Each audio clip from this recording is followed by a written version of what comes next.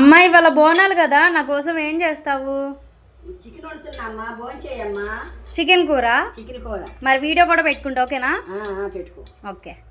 బోనాలకి నేను మా అమ్మమ్మ వాళ్ళ ఊరు వచ్చాను. ఇక మా అమ్మమ్మ చికెన్ పులుసు ఎలా పెడుతుందో చూసేద్దామా. ముందుగా 3 టేబుల్ స్పూన్ దాకా ఆయిల్ వేసుకుంది. తర్వాత క్లీన్ చేసి పెట్టుకున్న చికెన్ని వేసేసింది. తరువాత ఒక ఉల్లిపాయని కట్ చేసుకొని వేసేసుకొని అందులోనే సరిపడంత ఉప్పు మరియు పసుపు వేసేసి ఒకసారి కలిపేసి మూత పెట్టేసింది.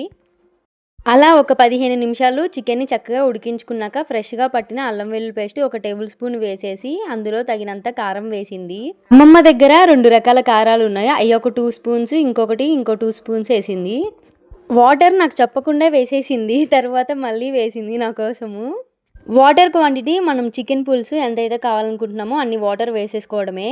ఇక ఫైనల్గా గరం మసాలా వేసేసి దించేసింది. గారెలు చేస్తుంది కాబట్టి పులుసు పెట్టింది. Super combination.